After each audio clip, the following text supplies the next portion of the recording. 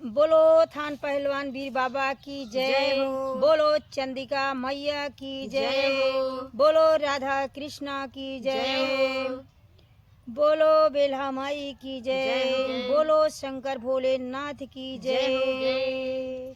बोलो बांके बिहारी लाल की जय। तो दोस्तों, बहुत ही प्यारा और धमाकेदार ठंडी का गीत है। आप लोग सुनिए गीत के माध्यम से और वीडियो को फुल वॉच करके आप लोग देखिए और हमारा लोग का सपोर्ट कीजिए। मौसमी गीत है, चलिए मैं आपको गीत के माध्यम से सुना रही हूँ।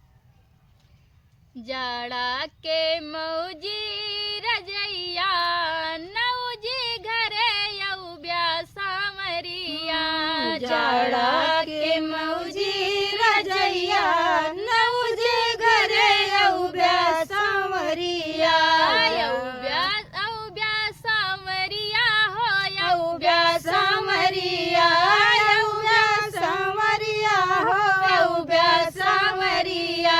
जाड़ा के मौजी रजैया नौजी घरे यऊ ब्या सामरिया। जाड़ा के मौजी रजैया नौजी घरे यऊ ब्या सामरिया। सोने की थाली में जेवना बनाए, सोने की थाली में जेवना बनाए। जेऊ बे देवरा भौजैया नौजे घरे यऊ ब्या सामरिया। जेऊ बे देवरा भौजैया नौजे घरे यऊ ब्या सामरिया। जाड़ा के मौजी रजैया नौजे घरे यऊ ब्या सामरिया।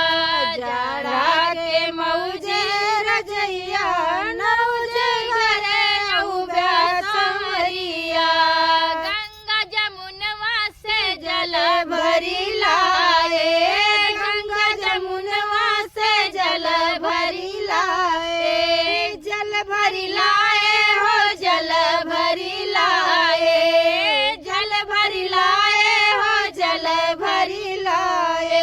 घुटबे देवरा भौजैया नौजे घरे यऊ ब्या सामरिया।